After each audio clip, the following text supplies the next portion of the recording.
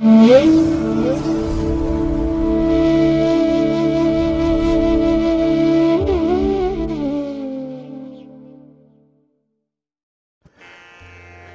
ಮಹಾಗಣಪತಿಯೇ ನಮಃ. ಶ್ರೀ ಗುರುಭ್ಯೋ ನಮಃ. ಹರಿ ಓಂ. ಸಿರಿಗನ್ನಡ ಸುದ್ದಿವಾಹಿನಿಯ ಸದಭಿಮಾನದ ಸಹೃದಯ ವೀಕ್ಷಕ ಮಹಾಶಯರೇ, ತಮಗೆಲ್ಲರಿಗೂ ಕೂಡ ಸಿರಿಗನ್ನಡ ಸುದ್ದಿವಾಹಿನಿಗೆ ಸ್ವಾಗತ. ದಯಾಮಯನಾದಂಥ ಭಗವಂತನ ಅನುಗ್ರಹ ತಮ್ಮೆಲ್ಲರಿಗೆ ಪ್ರಾಪ್ತಿಯಾಗಲಿ, ತಮ್ಮೆಲ್ಲರ ಜೀವನ ಆರೋಗ್ಯದಾಯಕವಾಗಿರಲಿ, ಸಂತೃಪ್ತಿದಾಯಕವಾಗಿರಲಿ ಎಂದು ಭಗವಂತನಲ್ಲಿ ಪ್ರಾರ್ಥನೆಯನ್ನು ಮಾಡ್ತಾ ಈ ದಿನದ ವಿಶೇಷ ಕಾರ್ಯಕ್ರಮವನ್ನು ನೋಡೋಣ. ಹಾಗೆ ದ್ವಾದಶ ರಾಶಿಯವರ ಗೋಚಾರ ಫಲಗಳು ಹೇಗಿವೆ ಅನ್ನೋದನ್ನು ಕೂಡ ತಿಳಿಯೋಣ ಬನ್ನಿ. ವೀಕ್ಷಕರೇ, ಈ ದಿನ ತಮ್ಮ ಹುಟ್ಟುಹಬ್ಬವನ್ನು ಆಚರಿಸ್ಕೊಳ್ತಾ ಇರುವಂಥ ತಮಗೆಲ್ಲರಿಗೂ ಕೂಡ ಹುಟ್ಟುಹಬ್ಬದ ಶುಭಾಶಯಗಳು. ಹಾಗೆ ಈ ದಿನಾಂಕದಂದು ವಿವಾಹವಾಗಿರುವಂಥ ದಂಪತಿಗಳಿಗೂ ಕೂಡ ವಿವಾಹ ವಾರ್ಷಿಕೋತ್ಸವದ ಶುಭಾಶಯಗಳನ್ನು ಹೇಳ್ತಾ ಭಗವಂತ ತಮಗೆಲ್ಲರಿಗೂ ಕೂಡ ಸಕಲ ಸನ್ಮಂಗಳಗಳನ್ನು ಕರುಣಿಸಲಿ ಅಂತ ಹೇಳಿ ಸಿರಿಗನ್ನಡ ಸುದ್ದಿವಾಹಿನಿಯ ಪರವಾಗಿ ಪ್ರಾರ್ಥಿಸುತ್ತೇನೆ. ಪ್ರೀತಿಯ ವೀಕ್ಷಕ ಬಂಧುಗಳೇ, ಈ ದಿನ 2024 ಡಿಸೆಂಬರ್ ತಿಂಗಳ 30ನೇ ತಾರೀಕು ಇಂದು ವಾಸರ ಅಂದರೆ ಸೋಮವಾರ. ಈ ಸೋಮವಾರದ ನಿತ್ಯ ಪಂಚಾಂಗ ಫಲ ಹೇಗಿದೆ ನೋಡೋಣ ಬನ್ನಿ. ಶ್ರೀ ಕ್ರೋಧಿ ನಾಮ ಸಂವತ್ಸರೆ, ದಕ್ಷಿಣಾಯಿನೆ, ಹೇಮಂತ ಋತು, ಮಾರ್ಗಶಿರ ಮಾಸ, ಕೃಷ್ಣ ಪಕ್ಷದ ಅಮಾವಾಸ್ಯೆಯ ತಿಥಿ ಈ ದಿನ ಇದೆ. ಇದು ಈ ದಿನ ರಾತ್ರಿ 3:46 ಇರಲಿದೆ. ನಂತರ ಶುಕ್ಲ ಪಕ್ಷದ ಪಾಡ್ಯ ಆರಂಭ ಆಗುತ್ತೆ. ಈ ದಿನದ ನಕ್ಷತ್ರ ಮೂಲಾ ನಕ್ಷತ್ರ.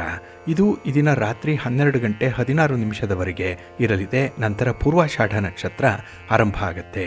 ಈ ದಿನದ ಕರ್ಣ ಪೂರ್ವಕರ್ಣ ಚತುಷ್ಪಾದ.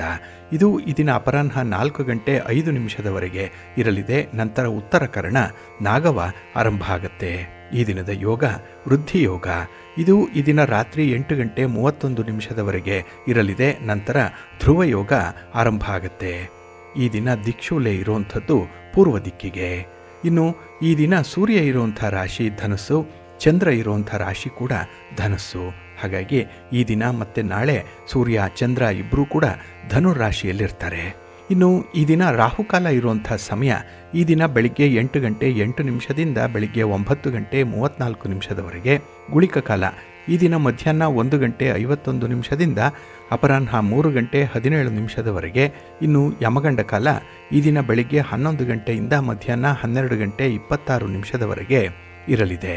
ಹಾಗೆ ಈ ದಿನ ದುಷ್ಟ ಮುಹೂರ್ತ ಇರುವಂಥ ಸಮಯ ಈ ದಿನ ಮಧ್ಯಾಹ್ನ 12:44 ಮಧ್ಯಾಹ್ನ 1:26 ಹಾಗೆ ಮಧ್ಯಾಹ್ನ 2:48 ಅಪರಾಹ್ನ 3:30 ದುಷ್ಟ ಮುಹೂರ್ತದ ಸಮಯ. ಹಾಗಾಗಿ ಈ ಸಮಯದಲ್ಲಿ ಯಾವುದೇ ಪ್ರಯಾಣವನ್ನಾಗಲಿ ಯಾವುದೇ ಶುಭ ಕಾರ್ಯಗಳನ್ನಾಗಲಿ ಆರಂಭ ಮಾಡಬೇಡಿ. ಏಕೆಂದರೆ ನೀವು ಯಾವುದೇ ಕೆಲಸಗಳನ್ನು ಈ ದುಷ್ಟ ಮುಹೂರ್ತ ಇರುವಂಥ ಸಮಯದಲ್ಲಿ ಆರಂಭ ಮಾಡಿದರೆ ಅದರಿಂದ ಬರುವಂಥ ಫಲಿತಾಂಶಗಳು ಅಷ್ಟೊಂದು ಅನುಕೂಲಕರವಾಗಿ ಇರೋದಿಲ್ಲ. ಆದ್ದರಿಂದಲೇ ಈ ದುಷ್ಟ ಮುಹೂರ್ತವನ್ನು ಅವಾಯ್ಡ್ ಮಾಡುವಂಥದ್ದು ತುಂಬ ಉತ್ತಮ. ಇನ್ನು ಈ ದಿನ ಅಭಿಜಿತ್ ಮುಹೂರ್ತ ಇರುವಂಥ ಸಮಯ ಈ ದಿನ ಮಧ್ಯಾಹ್ನ 12:03 ಮಧ್ಯಾಹ್ನ 12:44 ಅಭಿಜಿತ್ ಮುಹೂರ್ತ ಇರುವಂಥ ಸಮಯ. ಹಾಗೆ ಈ ದಿನ ವಿಶೇಷವಾಗಿ ಅಮೃತ ಕಾಲ ಇರುವಂಥ ಸಮಯ ಅಂತ ಹೇಳಿದ್ರೆ ಈ ದಿನ ಸಂಜೆ 5:28 ರಾತ್ರಿ 7:06 ಅಮೃತ ಕಾಲದ ಸಮಯ. ಹಾಗೆ ಈ ದಿನ ಸೂರ್ಯೋದಯ ಆಗುವಂಥ ಸಮಯ ಈ ದಿನ ಪ್ರಾತಃ ಕಾಲ 6:40 ಸೂರ್ಯಾಸ್ತ ಸಂಜೆ 5:59. ಹಾಗೆ ಈ ದಿನ ಚಂದ್ರನ ಬಲ ಇರುವಂಥ ರಾಶಿಗಳು ಅಂತ ಹೇಳಿದ್ರೆ ಮಿಥುನ, ಕರ್ಕಾಟಕ, ತುಲಾ, ಧನಸ್ಸು, ಕುಂಭ ಮತ್ತು ಮೀನ. ಈ 6 ರಾಶಿಯವರಿಗೆ ಗೋಚಾರದಲ್ಲಿ ಚಂದ್ರನಿಂದ ಶುಭ ಫಲಗಳ ಯೋಗ ಇರುತ್ತೆ. ಇನ್ನು ಉಳಿದ 6 ರಾಶಿಯವರಿಗೆ ಮಿಶ್ರ ಫಲದ ಯೋಗ ಇರುತ್ತೆ. ಅದನ್ನು ಮುಂದೆ ದ್ವಾದಶ ರಾಶಿಯವರ ಗೋಚಾರ ಫಲಗಳನ್ನು ನೋಡುವಂಥ ಸಂದರ್ಭದಲ್ಲಿ ಮತ್ತಷ್ಟು ವಿಚಾರಗಳನ್ನು ತಿಳ್ಕೊಳ್ಳೋಣ. ಇನ್ನು ಈ ದಿನದ ಹೊರಾದ ಅಧಿಪತಿ ಚಂದ್ರ. ಚಂದ್ರ ಅಂತ ಹೇಳಿದ್ರೆ ವಿಶೇಷವಾಗಿ ವಾತ್ಸಲ್ಯಕ್ಕೆ, ಪೋಷಣೆಗೆ, ಹಾಗೆ ಮನಸ್ಸಿಗೆ, ಯಶಸ್ಸಿಗೆ, ಕಲ್ಪನೆಗೆ ಕಾರಕನಾಗಿರುವಂಥವನು. ಹಾಗೆ ಚಂದ್ರನನ್ನು ಮನಃಕಾರಕ ಅಂತ ಹೇಳಿ ಕರೀತಾರೆ. ಈ ಮನಸ್ಸಿನ ಚಂಚಲತೆಗೂ ಕೂಡ ಚಂದ್ರನೇ ಕಾರಕನಾಗಿರ್ತಾನೆ. ಹಾಗಾಗಿ ಈ ದಿನ ಮನಸ್ಸು ಮಾಡಿದರೆ ಕೆಲಸಗಳಾಗುತ್ತೆ, ಮನಸ್ಸು ಮಾಡದೇ ಇದ್ದರೆ ಕೆಲಸಗಳು ಮುಂದೆ ಜರುಗಲ್ಲ. Where there is a will there is a way, ಇದು ಈ ದಿನಕ್ಕೆ ಅನ್ವಯ ಆಗುವಂಥದ್ದು. ಹಾಗೆ ಚಂದ್ರ ಪ್ರಯಾಣಕ್ಕೆ ಕಾರಕನಾಗಿರುವಂಥವನು. ಹಾಗಾಗಿ ಈ ದಿನ ಯಾರೇ ಪ್ರಯಾಣ ಮಾಡಲಿ, ಯಾವುದೇ ರೀತಿಯ ಸಂಚಾರ ಆಗಲಿ ತುಂಬ ಅನುಕೂಲವನ್ನು ತರುತ್ತೆ. ಹಾಗೆ ಈ ದಿನ ನಿಮ್ಮ ಮನಸ್ಸಿನಂತೆ ಕೆಲಸಗಳು ಆಗುವಂಥದ್ದು. ಹಾಗಾಗಿ ತುಂಬ ಪಾಸಿಟಿವ್ ಆಗಿರುವಂಥ ಮನಸ್ಸನ್ನು ಇಟ್ಕೊಳ್ಳಿ, ಕೆಲಸಗಳು ಅತ್ಯುತ್ತಮವಾಗಿ ನಡೆಯುತ್ತೆ. ಹಾಗೆ ಈ ದಿನ ಇರುವಂಥ ವಿಶೇಷ ಅವಕಾಶಗಳನ್ನು ನೀವು ಸಂಪೂರ್ಣವಾಗಿ ಬಳಸ್ಕೊಳ್ಳುವಂಥ ಒಂದು ಪ್ರಯತ್ನ ಮಾಡಿ. ಹಾಗಾಗಿ ನಿಮ್ಮ ಯಶಸ್ಸು ನಿಮ್ಮ ಪ್ರಯತ್ನಕ್ಕೆ ಅನುಗುಣವಾಗಿರುತ್ತೆ. ಹಾಗೆ ಈ ದಿನ ಇರುವಂಥ ಗುರುಹೋರದ ಸಮಯ ಇದು ರಾಹುಕಾಲದಲ್ಲಿ ಇರುವಂಥದ್ದು. ಹಾಗಾಗಿ ಈ ಬೆಳಗಿನ ಅವಧಿಯ ಗುರುಹೋರ ಏನಿದೆ ಇದನ್ನು ಸ್ವಲ್ಪ ಅವಾಯ್ಡ್ ಮಾಡಬೇಕಾಗತ್ತೆ. ಇದು ಈ ದಿನ ಬೆಳಿಗ್ಗೆ 8 ಗಂಟೆ 34 ನಿಮಿಷದಿಂದ ಬೆಳಿಗ್ಗೆ 9 ಗಂಟೆ 31 ನಿಮಿಷದವರೆಗೆ. ಇನ್ನು ಅಪರಾಹ್ನ 3 ಗಂಟೆ 12 ನಿಮಿಷದಿಂದ ಅಪರಾಹ್ನ 4 ಗಂಟೆ 9 ನಿಮಿಷದವರೆಗೆ. ಹಾಗೆ ರಾತ್ರಿ 10 ಗಂಟೆ 15 ನಿಮಿಷದಿಂದ ರಾತ್ರಿ 11 ಗಂಟೆ 18 ನಿಮಿಷದವರೆಗೆ ಗುರುಹೋರ ಇರುವಂಥ ಸಮಯ. ಅದೇ ರೀತಿ ಈ ದಿನ ಇರುವಂಥ ಶನಿಹೋರ ಇದೆ, ಅದು ಅನ್ಫೇವರಬಲ್ ಆಗಿರುವಂಥದ್ದು, ಅಷ್ಟೊಂದು ಅನುಕೂಲಕರವಾಗಿಲ್ಲ. ಅದರಲ್ಲೂ ಕೆಲಸ ಕಾರ್ಯಗಳು ತುಂಬ ನಿಧಾನವಾಗಿ ನಡೆಯುತ್ತೆ. ಕೆಲವು ಕೆಲಸಗಳಿಗೆ ಯಾವುದೇ ರೀತಿಯ ಫಲಿತಾಂಶಗಳೇ ಈ ದಿನ ಸಿಕ್ಕಲ್ಲ. ಹಾಗಾಗಿ ನಿಮ್ಮ ಶ್ರಮ, ನಿಮ್ಮ ಪ್ರಯತ್ನ ಸಾರ್ಥಕವನ್ನು ಪಡ್ಕೊಳ್ಳಲ್ಲ, ನಿರರ್ಥಕವಾಗಿಬಿಡುತ್ತೆ. ಹಾಗಾಗಿ ಆದಷ್ಟು ಶನಿ ಹೋರಾದಲ್ಲಿ ಈ ದಿನ ಉತ್ತಮವಾದಂಥ ಕೆಲಸಗಳನ್ನು ಆರಂಭ ಮಾಡಬೇಡಿ. ಇದು ಈ ದಿನ ಬೆಳಿಗ್ಗೆ 7 ಗಂಟೆ 37 ನಿಮಿಷದಿಂದ ಬೆಳಿಗ್ಗೆ 8 ಗಂಟೆ 34 ನಿಮಿಷದವರೆಗೆ. ಹಾಗೆ ಮಧ್ಯಾಹ್ನ 2 ಗಂಟೆ 15 ನಿಮಿಷದಿಂದ ಮಧ್ಯಾಹ್ನ 3 ಗಂಟೆ 12 ನಿಮಿಷದವರೆಗೆ.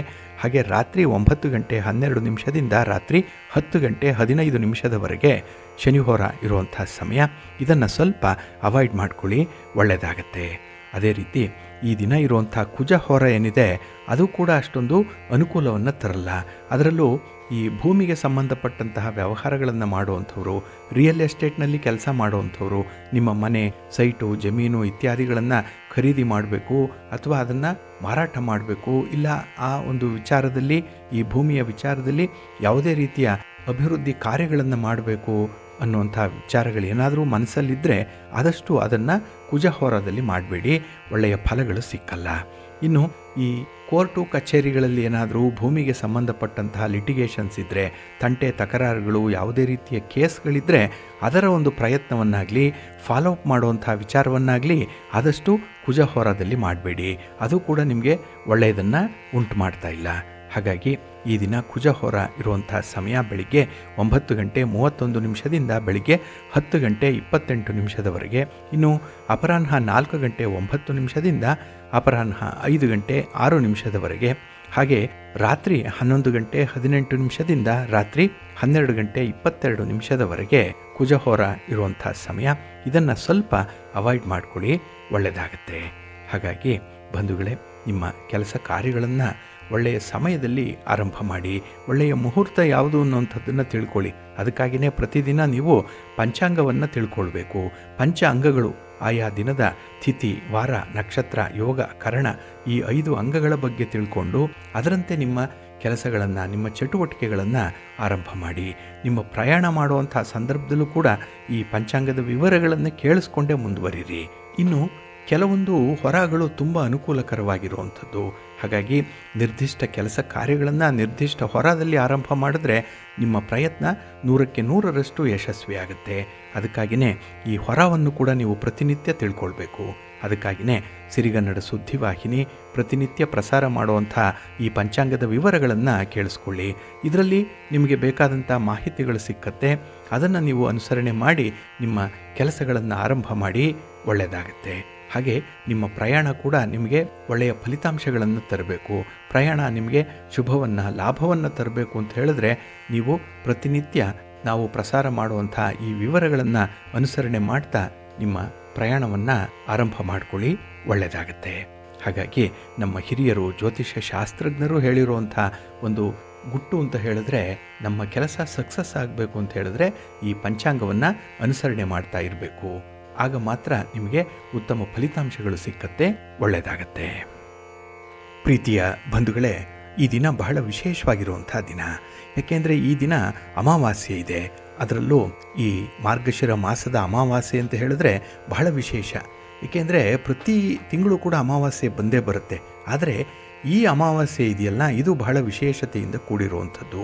ಯಾಕೆಂದರೆ ಧನುರ್ಮಾಸದಲ್ಲಿ ಬರುವಂಥ ಅಮಾವಾಸ್ಯೆ, ಹಾಗೆ 2024ರ ಕೊನೆಯ ಅಮಾವಾಸ್ಯೆ ಇದು.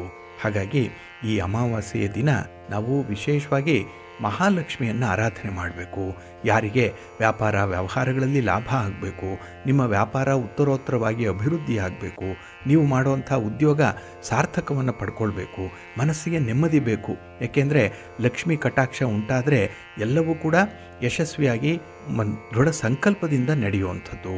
ಅದಕ್ಕಾಗಿಯೇ ಈ ದಿನ ಲಕ್ಷ್ಮೀ ದೇವಿಯನ್ನು, ಮಹಾವಿಷ್ಣುವನ್ನು ಆರಾಧನೆ ಮಾಡಬೇಕು ಅನ್ನುವಂಥದ್ದು. ಜೊತೆಗೆ ಈ ಅಮಾವಾಸ್ಯೆಯ ದಿನ ಸರ್ವ ಪಿತೃಗಳನ್ನು ಕೂಡ ಸ್ಮರಣೆ ಮಾಡುವಂಥದ್ದು ಇದೆ. ಹಾಗಾಗಿನೇ ಮಾರ್ಗಶಿರ ಮಾಸದ ಅಮಾವಾಸ್ಯೆ ಇದನ್ನು ಎಳ್ಳಮಾವಾಸ್ಯೆ ಅಂತ ಹೇಳಿ ಕರೆಯುವಂಥದ್ದು ಕೂಡ ಇದೆ. ಹಾಗಾಗಿ ಈ ಅಮಾವಾಸ್ಯೆಯ ನಂತರ ಮಾರ್ಗಶಿರ ಮಾಸ ಮುಗಿದು ಪುಷ್ಯ ಮಾಸ ಆರಂಭ ಆಗುತ್ತೆ. ಅದರಲ್ಲೂ 2024 ಕೊನೆ ಅಮಾವಾಸ್ಯೆ ಸೋಮವಾರದ ದಿನ ಬಂದಿರೋದ್ರಿಂದ ಇದನ್ನು ಸೋಮವತಿ ಅಮಾವಾಸ್ಯೆ ಅಂತ ಹೇಳಿ ಕರೀತಾರೆ. ಹಾಗೆ ಸೋಮವಾರ ವ್ರತವನ್ನು ಆಚರಣೆ ಮಾಡುವಂಥವರು ಕೂಡ ಇದ್ದಾರೆ. ಹಾಗಾಗಿ ಈ ದಿನ ಎಲ್ಲ ವಿಧಗಳಲ್ಲೂ ಕೂಡ ಅತ್ಯಂತ ಪರಿಣಾಮಕಾರಿಯಾದಂತಹ ಅಮಾವಾಸ್ಯೆ ಇದು. ಹಾಗೆ ಈ ದಿನ ವಿಷ್ಣುವಿನ ಜೊತೆಯಲ್ಲಿ ಶಿವನನ್ನು ಕೂಡ ಆರಾಧನೆ ಮಾಡುವಂಥದ್ದು ಇದೆ.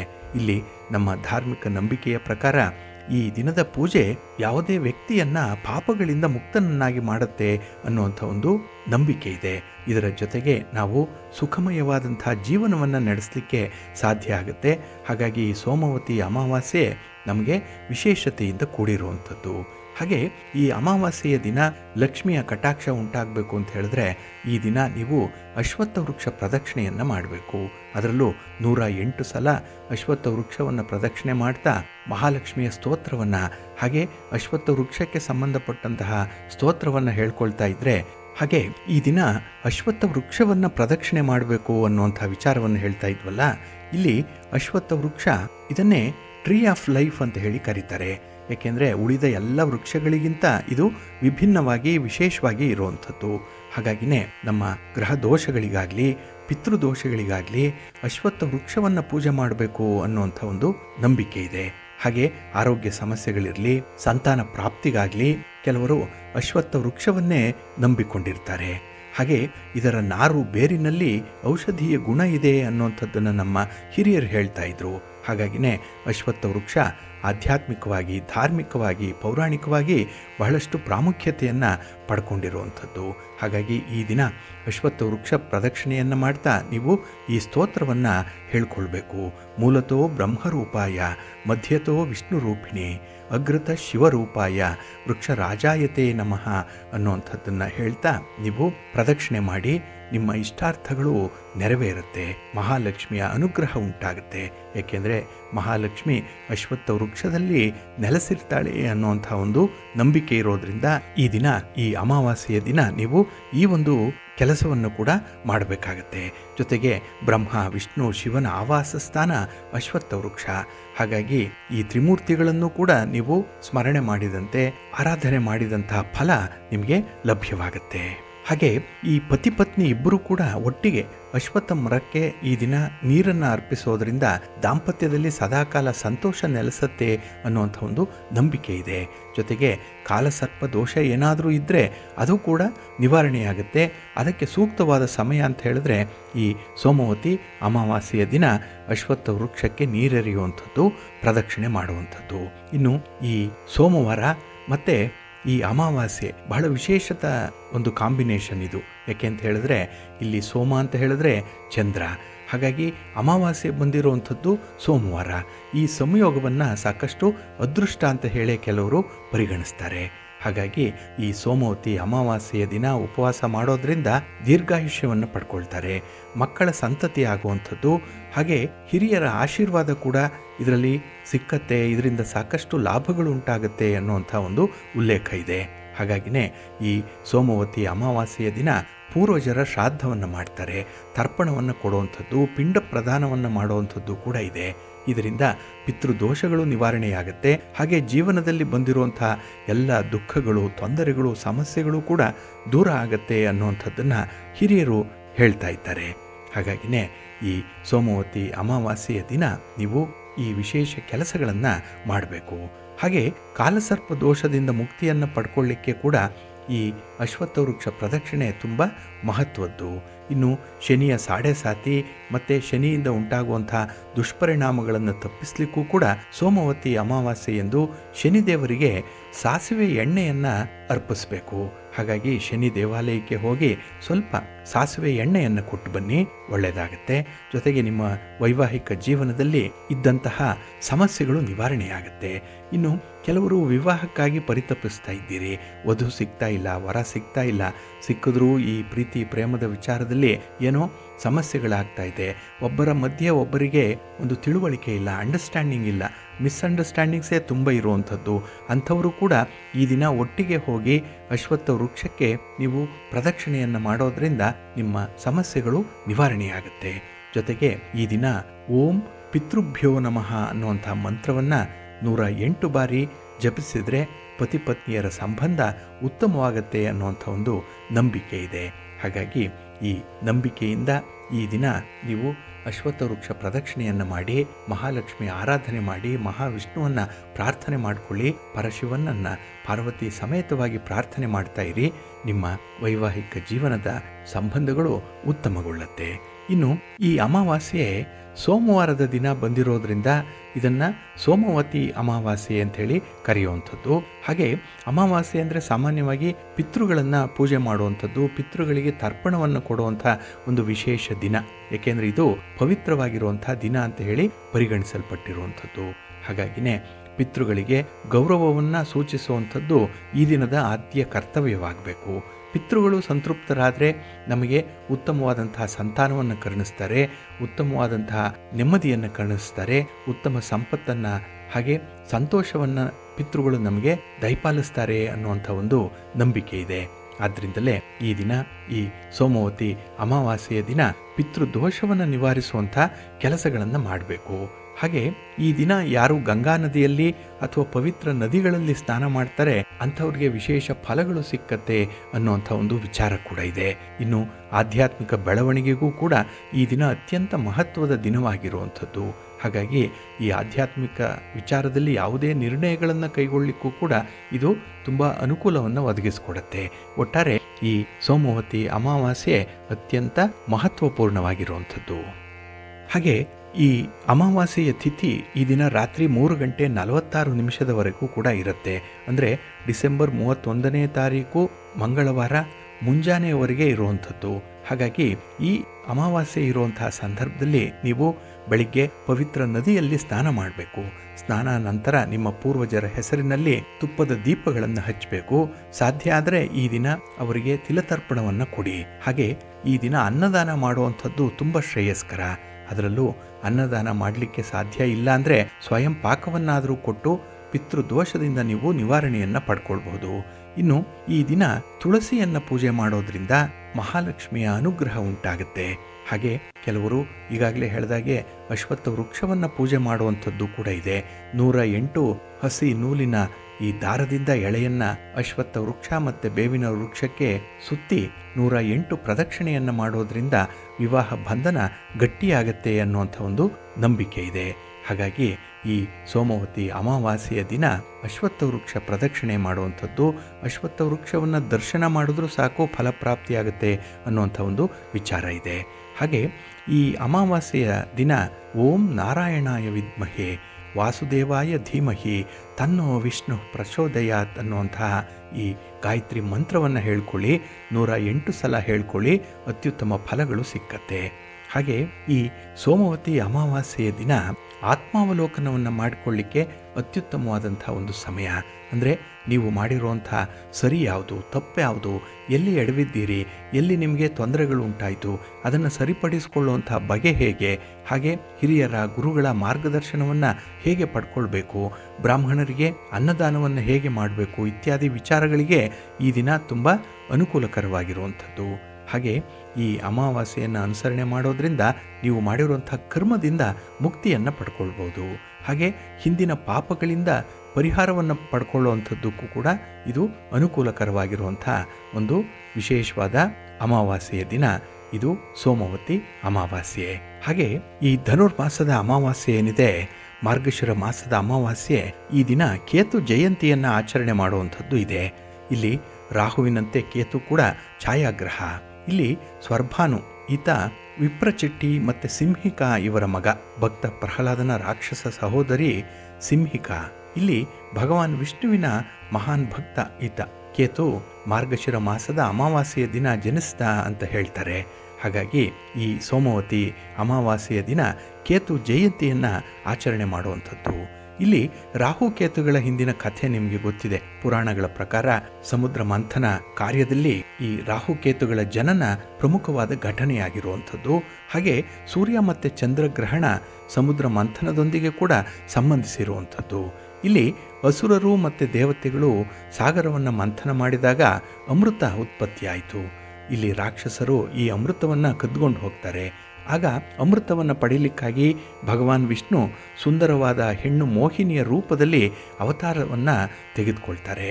ಅಸುರರನ್ನು ಮೆಚ್ಚಿಸಲಿಕ್ಕೆ ಮತ್ತು ಅವರನ್ನು ವಿಚಲಿತಗೊಳಿಸಲಿಕ್ಕಾಗಿ ಪ್ರಯತ್ನ ಪಡ್ತಾರೆ. ಅಮೃತವನ್ನು ಸ್ವೀಕರಿಸಿದ ನಂತರ ಮೋಹಿನಿ ಅದನ್ನು ಹಂಚಲಿಕ್ಕೆ ದೇವತೆಗಳ ಬಳಿಗೆ ಬರುವಂಥದ್ದು.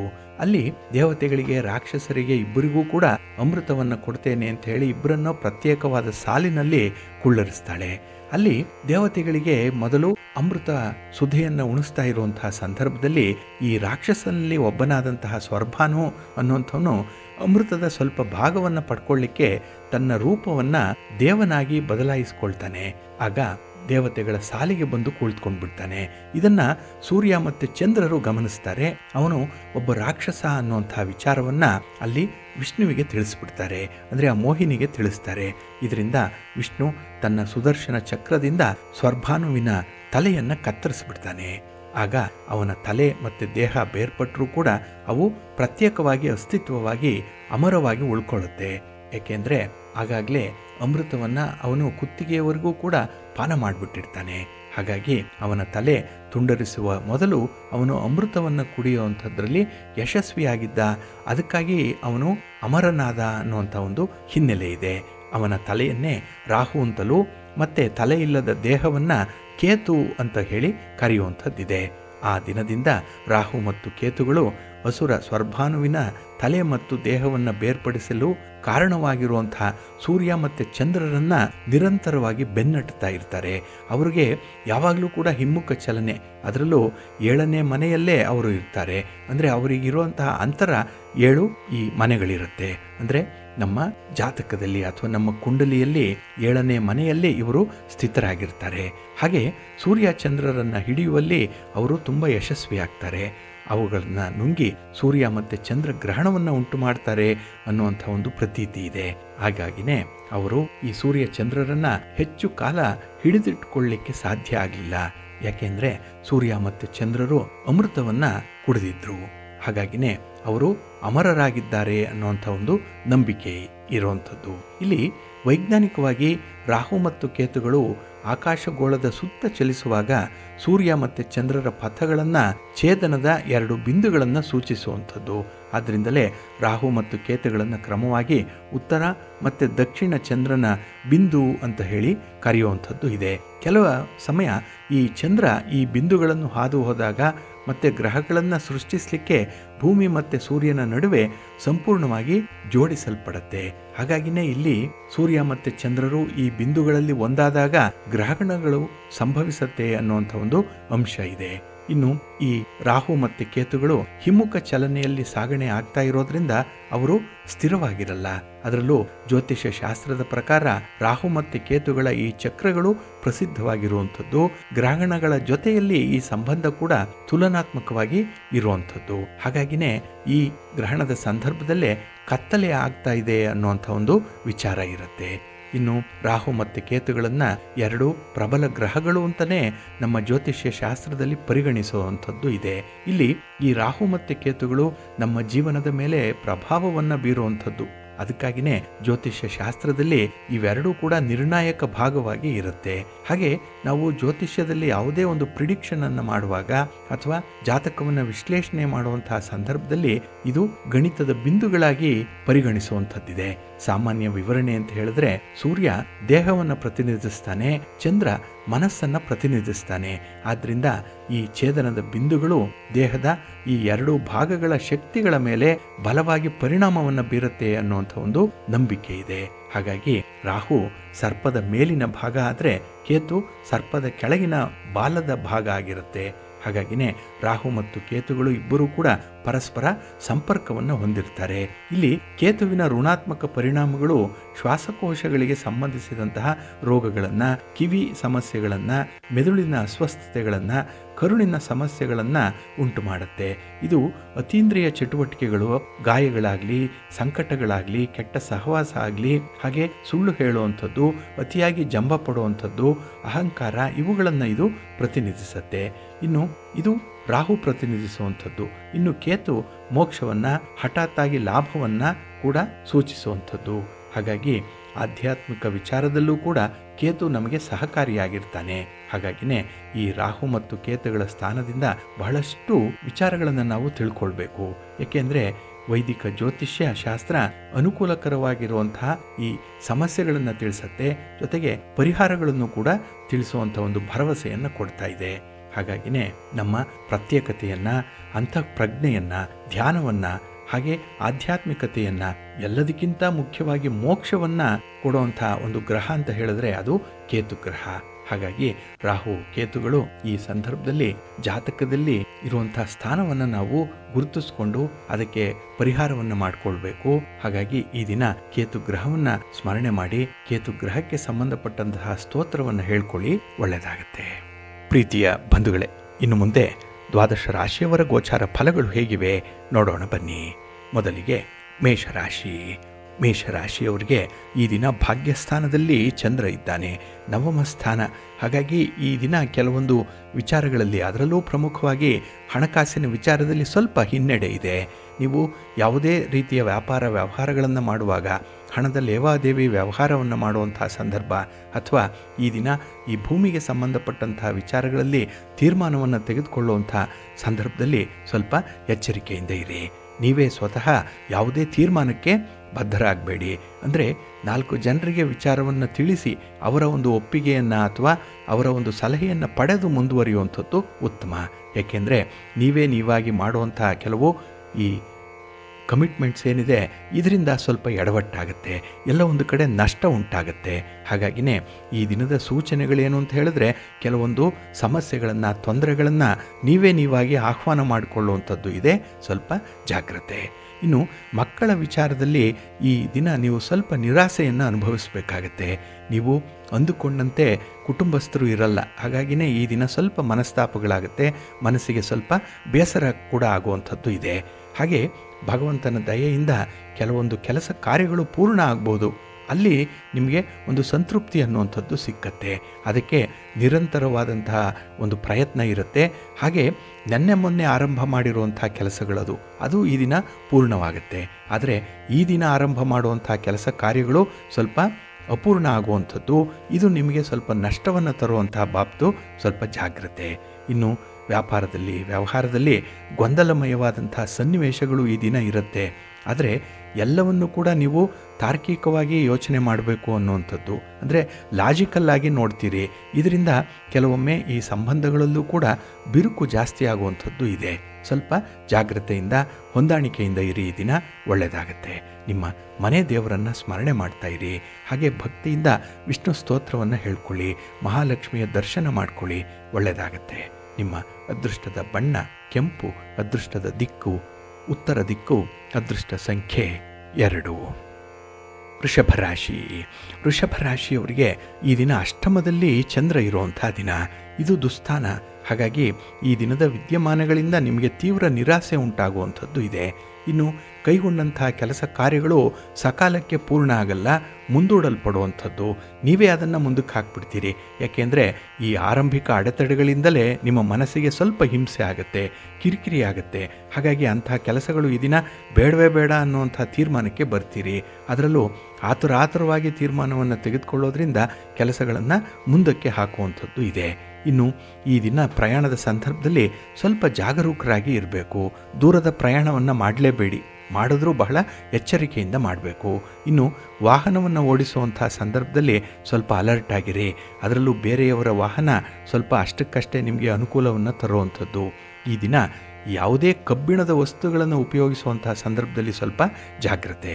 ಇನ್ನು ಈ ಹಣಕಾಸಿನ ವಿಚಾರದಲ್ಲಿ ಈ ದಿನ ಒತ್ತಡಗಳಿದೆ. ಎಲ್ಲೋ ಕಮಿಟ್ ಆಗಿದ್ದೀರಿ, ಯಾರಿಗೋ ಮಾತು ಕೊಟ್ಟಿದ್ದೀರಿ, ಯಾರಿಗೋ ಭರವಸೆ ಹೇಳಿದ್ದೀರಿ. ಹಾಗಾಗಿ ಈ ದಿನ ಅದನ್ನು ಉಳಿಸ್ಕೊಳ್ಳಿಕ್ಕೆ ತುಂಬ ಕಷ್ಟಪಡಬೇಕಾಗತ್ತೆ. ಹಾಗಾಗಿ ಇಲ್ಲಿ ಮಾನ ಅವಮಾನದ ಪ್ರಶ್ನೆ ಕೂಡ ಉದ್ಭವ ಆಗುವಂಥದ್ದು ಕೂಡ ಇದೆ. ಇನ್ನು ಈ ದಿನ ಉದ್ಯೋಗಿಗಳಿಗೆ ನಿಮ್ಮ ಅಧಿಕಾರಿಗಳ ಜೊತೆಯಲ್ಲಿ ಹೊಸ ಸಮಸ್ಯೆಗಳು ಎದುರಾಗುವಂಥದ್ದು. ಏಕೆಂದರೆ ಈ ದಿನ ಸ್ವಲ್ಪ ಮಾತು ಜಾಸ್ತಿ ಮಾತಾಡ್ತಾನೆ ಎಲ್ಲೋ ಒಂದು ಕಡೆ ಸಿಕ್ಕಾಕೊಂಡ್ಬಿಡ್ತೀರಿ. ಹಾಗಾಗಿ ಮಾತನ್ನು ಸ್ವಲ್ಪ ಕಡಿಮೆ ಮಾಡಿ ಹೊಂದಾಣಿಕೆ ಮಾಡಿಕೊಳ್ಳಿ. ಸಹ ಸಂಬಂಧಗಳ ಬಗ್ಗೆ ಈ ದಿನ ಸ್ವಲ್ಪ ಕಾಳಜಿ ವಹಿಸಬೇಕು. ಹಾಗೆ ಈ ದಿನ ಬೇರೆಯವರ ಒಂದು ಪ್ರಯತ್ನಗಳಿಗೂ ಕೂಡ ನಿಮಗೆ ಸಾಧ್ಯ ಆದರೆ ಬೆಂಬಲ ಕೊಡಿ. ಇಲ್ಲಾಂದರೆ ಆ ಪ್ರಯತ್ನಗಳಿಗೆ ತಣ್ಣೀರು ಎರಚಲಿಕ್ಕೆ ಹೋಗಬೇಡಿ ಈ ದಿನದಲ್ಲಿ. ಹಾಗೆ ಈ ದಿನ ಸೇವಾ ಮನೋಭಾವ ಇರುತ್ತೆ, ಆದರೆ ಅದರಲ್ಲಿ ತುಂಬ ಸ್ವಾರ್ಥತೆ ಕೂಡ ಇರುತ್ತೆ. ಹಾಗಾಗಿ ಈ ದಿನ ಅಂಥ ಸ್ವಾರ್ಥರಹಿತವಾದಂತಹ ಒಂದು ಜೀವನವನ್ನು ನಡೆಸಬೇಕು. ಸಾಧ್ಯ ಆದರೆ ಪರೋಪಕಾರ ಮಾಡಿ. ಅದರಲ್ಲೂ ಹಿರಿಯರಿಗೆ, ಯಾರಿಗೆ ನಿಮ್ಮ ನೆರವು ಅಗತ್ಯ ಇದೆ ಅಂಥವ್ರಿಗೆ ಈ ದಿನ ನಿಮ್ಮ ಸಹಾಯ ಹಸ್ತವನ್ನು ನೀಡ್ತಾ ಇರಿ. ಮನಸ್ಸಿಗೆ ಸಮಾಧಾನ ಇರುತ್ತೆ. ನಿಮ್ಮ ಮನೆ ದೇವರನ್ನು ಸ್ಮರಣೆ ಮಾಡ್ತಾಯಿರಿ. ಹಾಗೆ ಭಕ್ತಿಯಿಂದ ಶಿವಸ್ತೋತ್ರವನ್ನು ಹೇಳ್ಕೊಳ್ಳಿ. ಶಿವ ಪಾರ್ವತಿಯರ ದರ್ಶನ ಮಾಡಿ. ಒಳ್ಳೆಯ ಫಲ ನಿಮಗೆ ಸಿಕ್ಕತ್ತೆ. ನಿಮ್ಮ ಅದೃಷ್ಟದ ಬಣ್ಣ ಗುಲಾಬಿ, ಅದೃಷ್ಟದ ದಿಕ್ಕು ಈಶಾನ್ಯ ದಿಕ್ಕು, ಅದೃಷ್ಟ ಸಂಖ್ಯೆ 2. ಮಿಥುನ ರಾಶಿಯವರಿಗೆ ಈ ದಿನ ಬಹಳ ಅದ್ಭುತವಾದಂತಹ ದಿನ. ನಿಮ್ಮ ಪ್ರಯತ್ನಗಳಿಗೆ ಉತ್ತಮ ಪ್ರತಿಫಲ ಸಿಕ್ಕುವಂತಹ ದಿನ. ಕಳತ್ರ ಸ್ಥಾನದಲ್ಲಿ ಚಂದ್ರ ಇದ್ದರೆ ಕುಟುಂಬಸ್ಥರ ನೆರವು ನಿಮಗೆ ಚೆನ್ನಾಗಿರುತ್ತೆ. ಎಲ್ಲ ಕೆಲಸ ಕಾರ್ಯಗಳಿಗೂ ಒಂದು ಬೆಂಬಲ ಇದೆ, ಅವರ ಸಹಕಾರ ಇದೆ. ಹಾಗೆ ನಿಮ್ಮ ಪ್ರೀತಿ ಪ್ರೇಮದ ವಿಚಾರದಲ್ಲೂ ಕೂಡ ಈ ದಿನ ಮನಸ್ಸಿಗೆ ಸಮಾಧಾನ ಇರುತ್ತೆ. ಹಾಗೆ ಈ ದಿನ ಮೇಲಧಿಕಾರಿಗಳು ಕೂಡ ಸಂತೃಪ್ತರಾಗ್ತಾರೆ. ಹಾಗಾಗಿ ನಿಮ್ಮ ಉದ್ಯೋಗ, ನಿಮ್ಮ ವ್ಯಾಪಾರದಲ್ಲೂ ಕೂಡ ಒಂದು ಪ್ರಗತಿ ಇದೆ, ಅಭಿವೃದ್ಧಿ ಇದೆ. ನಾಳಿನ ದೃಷ್ಟಿಯಲ್ಲಿ ನೀವು ಕೆಲವೊಂದು ತೀರ್ಮಾನಗಳನ್ನು ಕೈಗೊಳ್ಳುವಂಥದ್ದು ಕೂಡ ಇದೆ. ಏಕೆಂದರೆ ಈ ದಿನ ಲಕ್ಷ್ಮಿಯ ಕಟಾಕ್ಷ ಬಹಳ ಚೆನ್ನಾಗಿದೆ, ಅನುಗ್ರಹ ಇದೆ. ಹಾಗಾಗಿನೇ ನಿಮ್ಮ ಆದಾಯ ಉತ್ತಮವಾಗುವಂಥ ಸಾಧ್ಯತೆಗಳು ತುಂಬ ಇದೆ. ಇನ್ನು ಕಾನೂನು ಕಟ್ಟಳೆಗಳನ್ನು ಮೀರುವಂಥ ಒಂದು ಪ್ರಯತ್ನವನ್ನು ಈ ದಿನ ಮಾಡಬೇಡಿ. ಅದರಿಂದ ಎಲ್ಲೋ ಒಂದು ಕಡೆ ನಿಮಗೆ ನಷ್ಟ ಆಗ್ಬೋದು. ಹಾಗೆ ಈ ದಿನ ನೀವು ಕ್ರಮಿಸುವಂಥ ಮಾರ್ಗ, ಸೇವಿಸುವಂಥ ಆಹಾರ, ಇದರ ಕಡೆ ಸ್ವಲ್ಪ ಗಮನ ಕೊಡಬೇಕಾಗತ್ತೆ. ಹಾಗೆ ಈ ದಿನದಲ್ಲಿ ಯಾವುದೇ ಒಂದು ಸಮಸ್ಯೆ ಬಂದರೂ ಕೂಡ ಅದಕ್ಕೆ ಪರಿಹಾರ ಹುಡುಕುವಂತಹ ಸಂದರ್ಭದಲ್ಲಿ ನಿಮ್ಮ ಸಾಮರ್ಥ್ಯದ ಮೇಲೆ ನಿಮಗೆ ನಂಬಿಕೆ ಇರಲಿ. ಪರಿಹಾರ ಬೇಗ ಸಿಕ್ಕತ್ತೆ, ಆದರೆ ಅದನ್ನು ಅನುಷ್ಠಾನ ಮಾಡುವಂಥ ಒಂದು ಪ್ರಯತ್ನವನ್ನು ಮುಂದುವರಿಸಿ. ಇನ್ನು ಈ ದಿನ ಬೇರೆಯವರ ನೋವು ನಲಿವಿಗೆ ಸ್ಪಂದಿಸುವಂಥ ಸನ್ನಿವೇಶ ನಿಮಗೆ ತುಂಬ ಇರುತ್ತೆ. ಹಾಗೆ ಕೆಲವೊಮ್ಮೆ ವೈರಾಗ್ಯ ಮನಸ್ಥಿತಿ ಕೂಡ ಬರುವಂಥದ್ದಿದೆ. ಆಸಕ್ತಿ ಕಡಿಮೆ, ವ್ಯಾಮೋಹ ಈ ದಿನ ಅಷ್ಟೊಂದು ಇರಲ್ಲ. ಹಾಗಾಗಿನೇ ಈ ದಿನ ಆಧ್ಯಾತ್ಮಿಕ ವಿಚಾರವಾಗಿ, ಧಾರ್ಮಿಕ ವಿಚಾರವಾಗಿ ಮುಂದುವರಿಸಲಿಕ್ಕೆ ತುಂಬ ಅವಕಾಶಗಳು ಈ ದಿನ ಇರುವಂಥದ್ದಿದೆ. ಹಾಗೆ ಈ ದಿನ ನಿಮ್ಮ ಬಹುಮುಖ ಪ್ರತಿಭೆ ಏನಿದೆ ಬಹಳ ಅದ್ಭುತವಾಗಿದೆ. ಅದರಲ್ಲೂ ನಿಮ್ಮ ಮಾತುಗಾರಿಕೆ ಬೇರೆಯವರನ್ನು ಮೆಸ್ಮರೈಸ್ ಮಾಡಿಬಿಡುತ್ತೆ. ಮಾತಿನ ಮೋಡಿ ಈ ದಿನ ನಿಮ್ಮಲ್ಲಿ ತುಂಬ ಸಕ್ಸಸ್ಸನ್ನು ಕಾಣುವಂಥ ಅಸ್ತ್ರ ಅದು. ಹಾಗೆ ಈ ದಿನ ದೂರದೃಷ್ಟಿ ಇದೆ, ಒಂದು ವಿಷನ್ ಇದೆ. ನಾಳೆ ಏನು ಹೇಗೆ ಅನ್ನೋಂಥದ್ರ ಬಗ್ಗೆ ಈ ದಿನ ನಿಮ್ಮ ಕಲ್ಪನೆ, ನಿಮ್ಮ ಊಹೆ ಪರ್ಫೆಕ್ಟ್ ಆಗಿರುತ್ತೆ. ಅದರಲ್ಲೂ ಚಂದ್ರ ನಿಮ್ಮ ಮನಸ್ಸನ್ನು ಈ ದಿನ ತುಂಬ ಸಂತೋಷದಲ್ಲಿಟ್ಟಿರ್ತಾನೆ. ನಿಮ್ಮ ಮನೆ ದೇವರನ್ನು ಸ್ಮರಣೆ ಮಾಡ್ತಾ ಇರಿ. ಹಾಗೆ ಭಕ್ತಿಯಿಂದ ಶ್ರೀ ಲಕ್ಷ್ಮೀ ಸಹಸ್ರನಾಮ ಸ್ತೋತ್ರವನ್ನು ಈ ದಿನ ಹೇಳ್ಕೊಳ್ಳಿ. ವಿಷ್ಣು ಸಹಸ್ರನಾಮ ಹೇಳ್ಕೊಳ್ಳಿ, ಒಳ್ಳೆಯದಾಗತ್ತೆ. ನಿಮ್ಮ ಅದೃಷ್ಟದ ಬಣ್ಣ ಹಳದಿ, ಅದೃಷ್ಟದ ದಿಕ್ಕು ಉತ್ತರ ದಿಕ್ಕು, ಅದೃಷ್ಟ ಸಂಖ್ಯೆ 1. ಕರ್ಕಾಟಕ ರಾಶಿಯವರಿಗೆ ಈ ದಿನ ಷಷ್ಠದಲ್ಲಿ ಚಂದ್ರ ಇದ್ದಾನೆ. ಇದು ಮನಸ್ಸಿಗೆ ತುಂಬ ಸಮಾಧಾನ ತರುವಂಥ ಸಂದರ್ಭ ಇದು. ಹಾಗೆ ಕಾರ್ಯಕ್ಷೇತ್ರದಲ್ಲಿ ಹೊಸ ಜವಾಬ್ದಾರಿಗಳನ್ನು ವಹಿಸ್ಕೊಳ್ತೀರಿ ಈ ದಿನದಲ್ಲಿ. ಅಂದರೆ ಕೆಲಸ ಅಂದರೆ ನಿಮಗೆ ತುಂಬ ಇಷ್ಟ, ಅಂಥ ಇಷ್ಟದ ಕೆಲಸಗಳೇ ಈ ದಿನ ನಿಮಗೆ ಲಭ್ಯವಾಗುತ್ತೆ. ಹಾಗೆ ಈ ದಿನ ಹೊಸ ಪರಿಸ್ಥಿತಿಗೆ ಬಹಳ ಚೆನ್ನಾಗಿ ಹೊಂದ್ಕೊಳ್ತೀರಿ. ಹೊಸಬರು ಅನ್ನುವಂಥ ಒಂದು ಚಿಂತೆ ಇಲ್ಲ ನಿಮಗೆ. ಏಕೆಂದರೆ ಎಲ್ಲರೊಂದಿಗೆ ಬೆರೆತು ಹೋಗುವಂಥ ಒಂದು ಮನಸ್ಥಿತಿ ಈ ದಿನ ಬಹಳ ಚೆನ್ನಾಗಿದೆ. ಹಾಗೆ ಈ ದಿನದಲ್ಲಿ ಮನೆ ಮದ್ದಿಗಾಗಿ ಕೆಲವೊಂದು ವಿಚಾರಗಳು ಮನಸ್ಸಿಗೆ ಬರುವಂಥದ್ದು.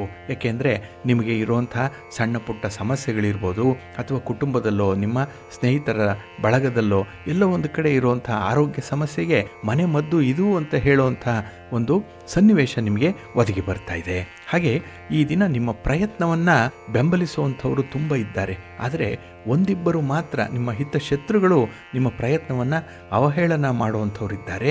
ಅವರ ಬಗ್ಗೆ ಸ್ವಲ್ಪ ಎಚ್ಚರಿಕೆ, ಅವರನ್ನು ಆದಷ್ಟು ದೂರ ಇಡಿ.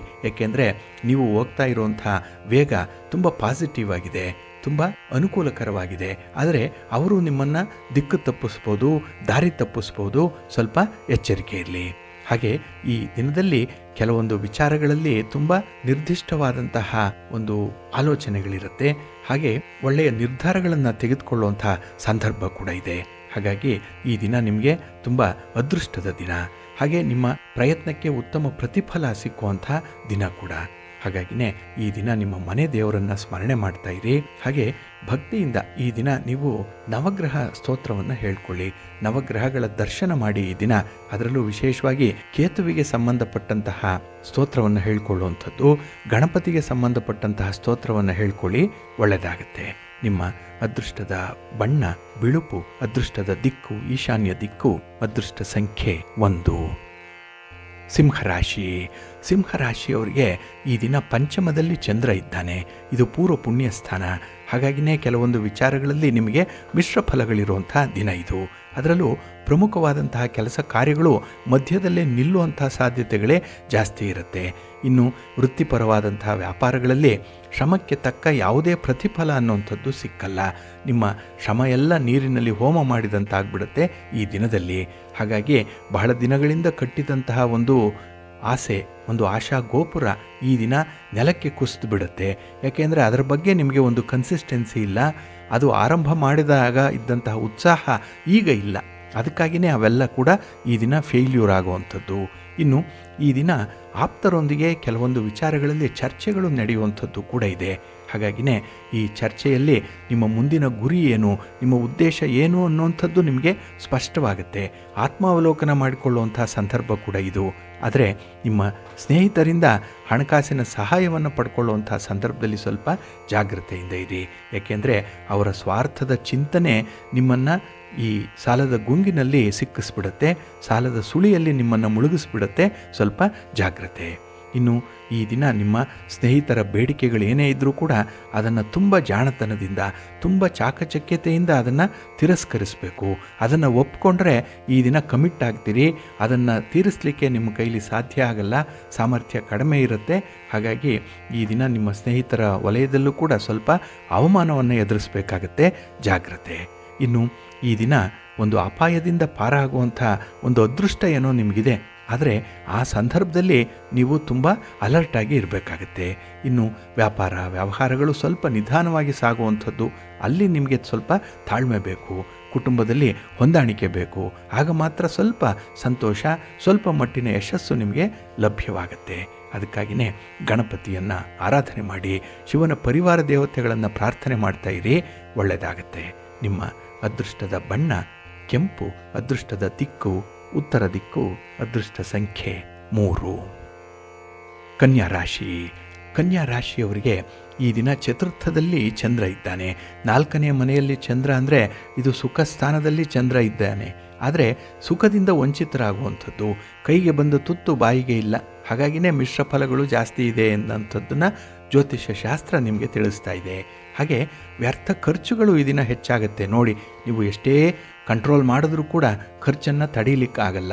ಯಾವುದೋ ಒಂದು ಬಾಪ್ತಿನಲ್ಲಿ ಈ ದಿನ ಖರ್ಚಾಗೇ ಆಗುತ್ತೆ. ಹಾಗೆ ಆದಾಯ ಕಡಿಮೆ ಇರುತ್ತೆ, ಖರ್ಚು ವಿಪರೀತ ಆಗುತ್ತೆ. ಅದನ್ನು ಮೀಟ್ ಮಾಡಬೇಕು ಅಂದರೆ ಸಾಲ ಮಾಡಬೇಕು ಅನ್ನುವಂಥ ಆಲೋಚನೆ ಮನಸ್ಸಿಗೆ ಬರಬಹುದು. ಇಲ್ಲ, ಕೆಲವರು ಈಗಾಗಲೇ ಸಾಲ ಮಾಡಿರುವಂಥವರು ಸಾಲಗಾರರಿಂದ ತುಂಬ ತೊಂದರೆಯನ್ನು, ಒತ್ತಡವನ್ನು ಅನುಭವಿಸುವಂಥದ್ದು ಕೂಡ ಇದೆ. ಆದರೆ ಈ ದಿನ ನಿಮ್ಮ ಮನಸ್ಥಿತಿ ಸರಿ ಇಲ್ಲ. ಏನೋ ಆಲೋಚನೆ, ಏನೋ ಚಿಂತೆ ಕಾಡುವಂಥದ್ದು. ಹಾಗೆ ಹಳೆಯ ನೆನಪುಗಳು, ಕಹಿ ಘಟನೆಗಳು ಅದು ಮನಸ್ಸಿಗೆ ಈ ದಿನ ಬಂದೊದಗತ್ತೆ. ಅದರಿಂದ ಚಿಂತೆಗಳು ಮತ್ತಷ್ಟು ಜಾಸ್ತಿ ಆಗುತ್ತೆ, ಸಮಯ ವ್ಯರ್ಥ ಆಗುತ್ತೆ.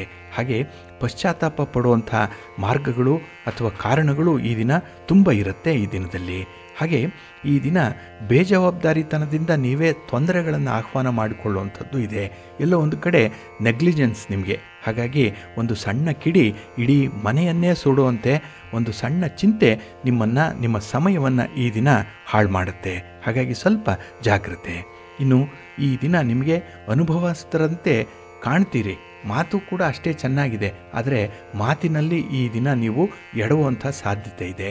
ಮಾತಿನಿಂದ ಅನರ್ಥಗಳಾಗುತ್ತೆ, ಮಾತಿನಿಂದ ಸಂಬಂಧಗಳು ದೂರ ದೂರ ಆಗುವಂಥದ್ದು ಕೂಡ ಇರುತ್ತೆ. ಇನ್ನು ಈ ದಿನ ವಿಶೇಷವಾಗಿ ನಿಮಗೆ ವಿಶ್ರಾಂತಿ ಇಲ್ಲ, ಕೌಟುಂಬಿಕ ವಾತಾವರಣ ಅಸ್ತವ್ಯಸ್ತವಾಗಿರುತ್ತೆ, ಅಲ್ಲೂ ಕೂಡ ನೆಮ್ಮದಿ ಇಲ್ಲ. ಹಾಗಾಗಿನೇ ಈ ದಿನ ಭಗವಂತನ ಸೇವೆ ಮಾಡಿ, ಧ್ಯಾನ ಮಾಡಿ, ಯೋಗ ಮಾಡಿ, ಪ್ರಾಣಾಯಾಮ ಮಾಡಿ, ಭಗವಂತನ ಸ್ತೋತ್ರಗಳನ್ನು ಮಂತ್ರಗಳನ್ನು ಹೇಳ್ಕೊಳ್ತಾ ಇರಿ. ಒಟ್ಟಾರೆ ಧಾರ್ಮಿಕವಾಗಿ ಆಧ್ಯಾತ್ಮಿಕವಾಗಿ ಈ ದಿನ ನಿಮ್ಮನ್ನು ನೀವು ತೊಡಗಿಸ್ಕೊಂಡ್ಬಿಡಿ, ಒಳ್ಳೆಯದಾಗುತ್ತೆ. ಗಣಪತಿಯನ್ನು ಈ ದಿನ ಪೂಜೆ ಮಾಡಿ, ಆರಾಧನೆ ಮಾಡಿ, ಒಳ್ಳೆಯದಾಗುತ್ತೆ. ನಿಮ್ಮ ಅದೃಷ್ಟದ ಬಣ್ಣ ಕೇಸರಿ, ಅದೃಷ್ಟದ ದಿಕ್ಕು ಈಶಾನ್ಯ ದಿಕ್ಕು, ಅದೃಷ್ಟ ಸಂಖ್ಯೆ 9. ತುಲಾರಾಶಿ. ತುಲಾರಾಶಿಯವರಿಗೆ ಈ ದಿನ ತೃತೀಯದಲ್ಲಿ ಚಂದ್ರ ಇದ್ದಾನೆ, ಕೀರ್ತಿ ಸ್ಥಾನ ಇದು. ಹಾಗಾಗಿನೇ ಈ ದಿನ ನೆಮ್ಮದಿ ಇದೆ. ನೀವು ಮಾಡುವಂತಹ ಕೆಲಸ ಕಾರ್ಯಗಳಲ್ಲಿ ನಿಮಗೆ ಸಂಪೂರ್ಣವಾದ ಯಶಸ್ಸು ಸಿಕ್ಕತ್ತೆ. ಅದರಲ್ಲೂ ಬಂಧುಗಳ ಜೊತೆ, ಮಿತ್ರರ ಜೊತೆ ಈ ದಿನ ತುಂಬ ವಿನಮ್ರವಾಗಿ ಇರ್ತೀರಿ, ಬಹಳ ಸಬ್ಮಿಸಿವ್ ಆಗಿ ಇರ್ತೀರಿ. ಅವರ ಸಹಾಯ ಪಡ್ಕೊಳ್ಳೋದ್ರಲ್ಲೂ ಕೂಡ ತುಂಬ ಯಶಸ್ಸನ್ನು ಕಾಣ್ತೀರಿ. ಹಾಗೆ ಈ ದಿನ ಮಕ್ಕಳೇನಾದರೂ ಸ್ಪರ್ಧಾತ್ಮಕ ಪರೀಕ್ಷೆಯಲ್ಲಿ ಭಾಗವಹಿಸುವಂಥದ್ದಿದ್ದರೆ ಅವರಿಗೆ ತುಂಬ ಉತ್ತಮವಾದಂತಹ ಅವಕಾಶಗಳು ಸಿಕ್ಕತ್ತೆ, ಪರೀಕ್ಷೆಯಲ್ಲಿ ಯಶಸ್ವಿ ಆಗ್ತೀರಿ. ಹಾಗೆ ಈ ದಿನ ಆತ್ಮೀಯರಿಂದ ನಿಮಗೆ ಒಂದು ಶುಭ ಆರೈಕೆ ಆಗಲಿ, ಆತ್ಮೀಯರಿಂದ ಒಂದು ಸಲಹೆ, ಮಾರ್ಗದರ್ಶನ, ಸಹಾಯ, ಸಹಕಾರಗಳು ಕೂಡ ಈ ದಿನ ನಿಮಗೆ ಸಿಕ್ಕುವಂಥದ್ದು ಇದೆ. ಇನ್ನು ಈ ದಿನ ಹೊಸ ವಸ್ತುಗಳನ್ನು ಖರೀದಿ ಮಾಡಬೇಕು ಅನ್ನುವಂಥದ್ದು, ಏಕೆಂದರೆ ಯೋಗ ಚೆನ್ನಾಗಿದೆ, ಲಕ್ಷ್ಮೀ ಕಟಾಕ್ಷ ಚೆನ್ನಾಗಿದೆ. ಅದಕ್ಕಾಗಿಯೇ ವಾಹನವನ್ನು ಕೊಳ್ಳಬೇಕು, ಅಥವಾ ಇರೋ ವಾಹನವನ್ನು ಬದಲಾವಣೆ ಮಾಡಬೇಕು, ಅಥವಾ ಒಡವೆ ವಸ್ತ್ರಗಳನ್ನು ಖರೀದಿ ಮಾಡಬೇಕು, ಮನೆಗೆ ಅಲಂಕಾರಿಕ ವಸ್ತುಗಳನ್ನು ಖರೀದಿ ಮಾಡಬೇಕು, ಇತ್ಯಾದಿ ಇತ್ಯಾದಿ ಆಲೋಚನೆಗಳು ಬರುತ್ತೆ. ಹಾಗೆ ನೀವು ಮನಸ್ಸಿನಲ್ಲಿ ಏನು ಅಂದುಕೊಳ್ತೀರೋ ಅದನ್ನು ಮಾಡಿಬಿಡ್ತೀರಿ, ಏಕೆಂದರೆ ಗ್ರಹಗತಿಗಳು ಈ ದಿನ ನಿಮಗೆ ಅನುಕೂಲಕರವಾಗೇ ಇರುವಂಥದ್ದು. ಇನ್ನು ವ್ಯವಹಾರಗಳಲ್ಲಿ ಪ್ರಮುಖ ನಿರ್ಧಾರಗಳನ್ನು ಕಾರ್ಯಗತಗೊಳಿಸುವಂಥದ್ದು ಇದೆ. ಇಲ್ಲಿಯವರೆಗೆ ಮೀನ ಮೇಷ ಎಣಿಸ್ತಿದ್ದಂತಹ ನೀವು ಈ ದಿನ ಇದ್ದಕ್ಕಿದ್ದ ಹಾಗೆಯೇ ಒಂದು ತೀರ್ಮಾನಕ್ಕೆ ಬದ್ಧರಾಗ್ಬಿಡ್ತೀರಿ. ಇದು ಮುಂದೆ ನಿಮಗೆ ಭಾರಿ ಲಾಭವನ್ನು ತರುತ್ತೆ. ಆದರೆ ಈ ಸ್ಟಾರ್ಟಿಂಗ್ ಟ್ರಬಲ್ ಏನಿದೆ, ಸ್ಟಾರ್ಟಿಂಗ್ ಹಿಕ್ಕಪ್ಸ್ ಅನ್ನುವಂಥದ್ದು, ಅದು ಇಲ್ಲಿಯವರೆಗೆ ನಿಮಗೆ ತಡೀತಾ ಇತ್ತು. ಆದರೆ ಈ ದಿನ ಸ್ವಲ್ಪ ಸ್ವತಂತ್ರವಾಗಿರ್ತೀರಿ, ಸ್ವತಂತ್ರ ಆಲೋಚನೆ ಇದೆ, ಹಾಗೆ ಮುಂದುವರಿಯುವಂಥ ಒಂದು ಸಾಮರ್ಥ್ಯ ಇದೆ, ಆತ್ಮವಿಶ್ವಾಸ ಇದೆ.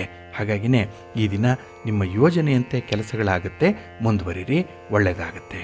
ನಿಮ್ಮ ಮನೆ ದೇವರನ್ನು ಸ್ಮರಣೆ ಮಾಡ್ತಾಯಿರಿ. ಹಾಗೆ ಭಕ್ತಿಯಿಂದ ಈ ದಿನ ನೀವು ಶ್ರೀರಾಮ ರಕ್ಷಾ ಸ್ತೋತ್ರವನ್ನು ಹೇಳ್ಕೊಳ್ಳಿ, ಶ್ರೀರಾಮ ಭುಜಂಗ ಸ್ತೋತ್ರವನ್ನು ಹೇಳ್ಕೊಳ್ಳಿ, ಹನುಮಾನ್ ಚಾಲೀಸನ್ನು ಹೇಳ್ಕೊಳ್ಳಿ, ಒಳ್ಳೆಯದಾಗುತ್ತೆ. ನಿಮ್ಮ ಅದೃಷ್ಟದ ಬಣ್ಣ ಕೇಸರಿ, ಅದೃಷ್ಟದ ದಿಕ್ಕು ಈಶಾನ್ಯ ದಿಕ್ಕು, ಅದೃಷ್ಟ ಸಂಖ್ಯೆ 1. ವೃಶ್ಚಿಕ ರಾಶಿ.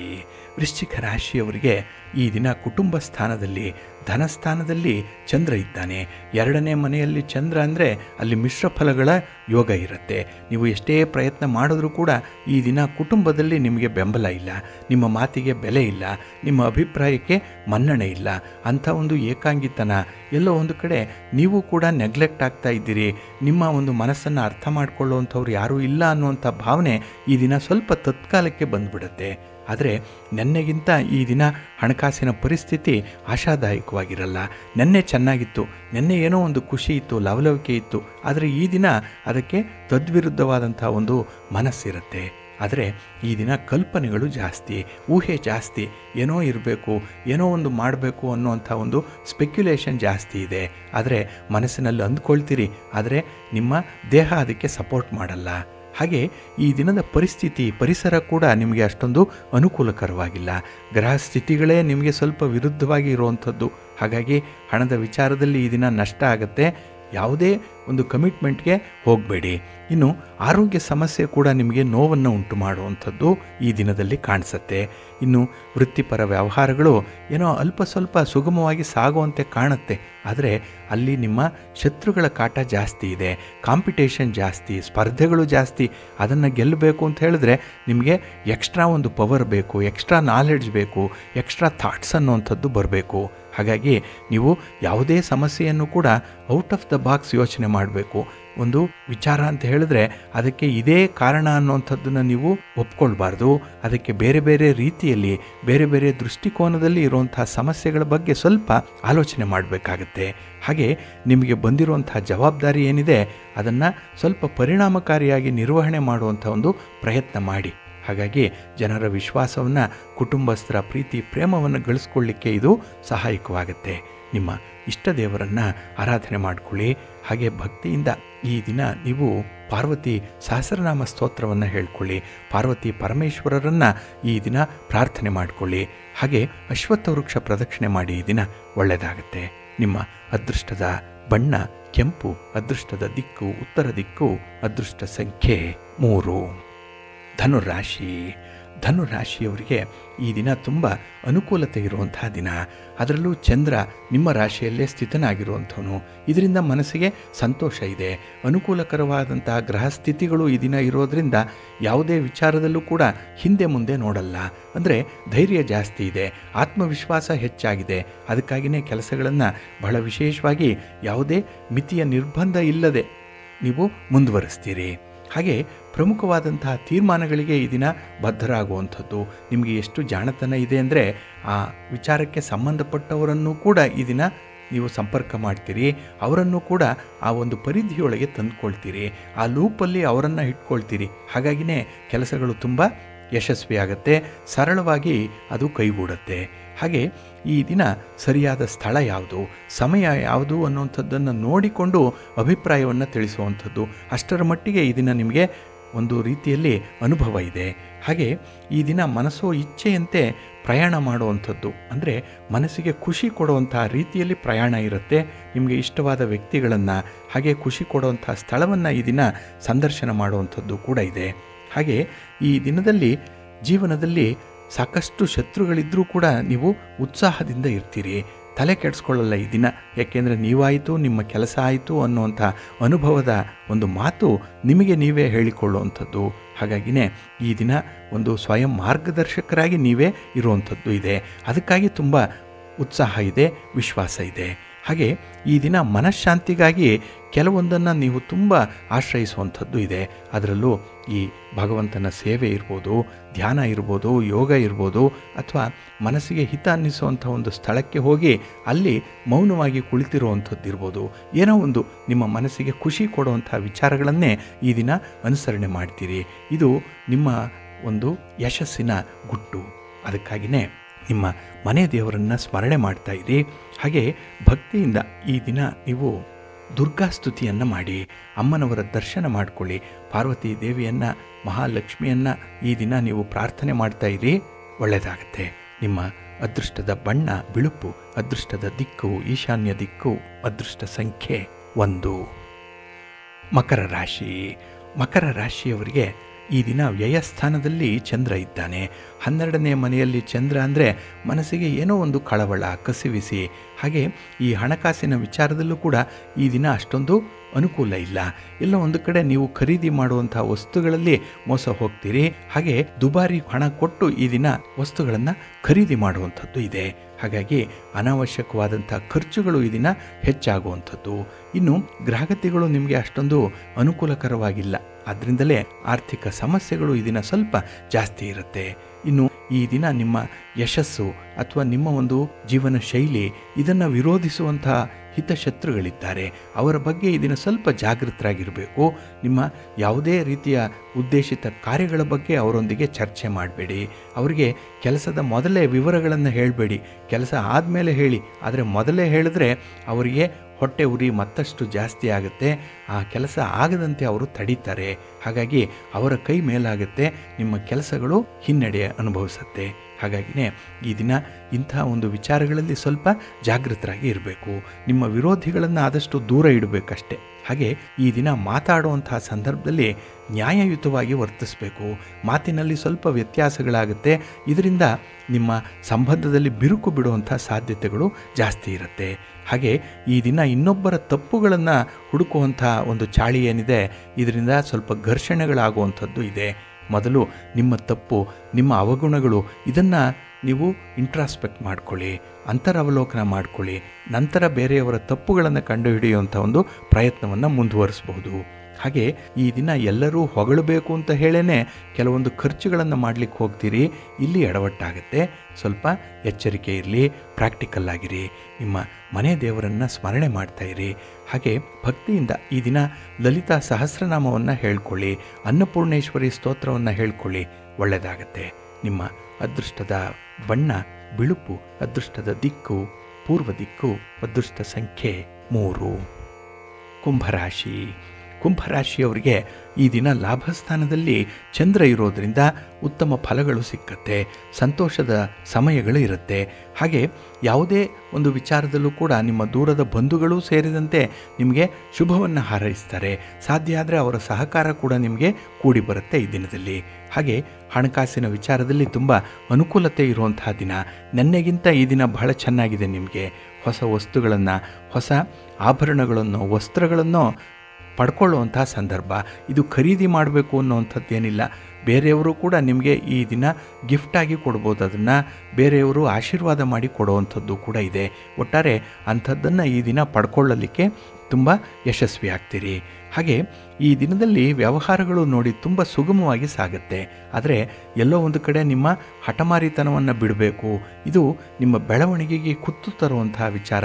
ಈ ಹಠದ ಸ್ವಭಾವ ಇದನ್ನು ಬಿಟ್ಟು ಸ್ವಲ್ಪ ಹೊಂದಾಣಿಕೆ ಮಾಡಿಕೊಂಡ್ರೆ ಈ ದಿನ ಅದ್ಭುತವಾದಂತಹ ಒಂದು ವಾತಾವರಣ ನಿಮಗೆ ಸೃಷ್ಟಿಯಾಗುತ್ತೆ. ಹಾಗೆ ಈ ದಿನ ಪ್ರಮುಖ ತೀರ್ಮಾನಗಳಿಗೆ ನಿಮ್ಮ ಒಂದು ಕುಟುಂಬದವರು ಕೂಡ ಬದ್ಧರಾಗುವಂಥದ್ದು ಇದೆ. ಒಟ್ಟಾರೆ ನಿಮ್ಮ ಜವಾಬ್ದಾರಿ ಎಲ್ಲರ ಜವಾಬ್ದಾರಿ ಆಗುತ್ತೆ. ಇದರಿಂದ ನಿಮಗೆ ಭಾರ ಕಡಿಮೆ ಆಗುತ್ತೆ. ಜೊತೆಗೆ ಬಹಳ ಬೇಗ ನೀವು ಗುರಿಯನ್ನು ತಲುಪಲಿಕ್ಕೆ ಸಹಾಯ ಮಾಡುತ್ತೆ ಇದು.